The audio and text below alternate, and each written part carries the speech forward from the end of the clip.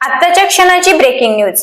जुलै महिन्यात मोठा ट्विस्ट। 10 जुलै ते 15 जुलै पावसाचा ब्रेक, पण 19 ते 21 जुलै पुन्हा महाराष्ट्रात मुसळधार पावसाची शक्यता आहे। नमस्कार मित्रांनो, तुम्ही पाहत आहात हवामान तडाखा आणि आजची सर्वात मोठी हवामानाची बातमी। जुलै महिन्याने महाराष्ट्राला मोठा धक्का दिलाय।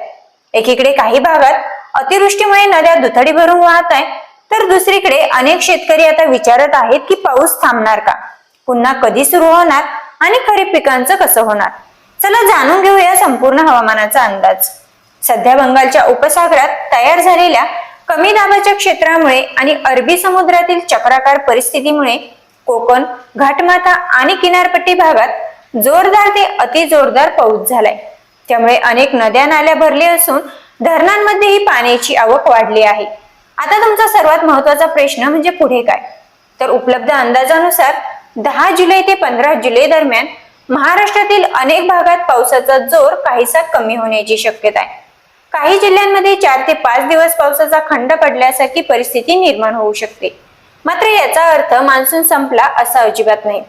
15 जुलै नंतर पुन्हा वातावरणात बदल होण्याची शक्यता आहे। पावसाच्या सरी वाढू शकतात आणि 19 ते 21 जुलै दरम्यान महाराष्ट्रातील अनेक भागात पुन्हा व्यापक पावसाची शक्यता व्यक्त केली जाते। आता शेतकरी बांधवांसाठी महत्त्वाचा सल्ला। ज्या भागात अजूनही पुरेसा पाऊस झालेला नाही किंवा जमिनीत आवश्यक ओलावा तयार झालेला नाही, त्या ठिकाणी घाईघाईने पेरणी करू नका। स्थानिक हवामान आणि जमिनीतील ओलावा लक्षात घेऊनच खरीप पिकांचं नियोजन करा।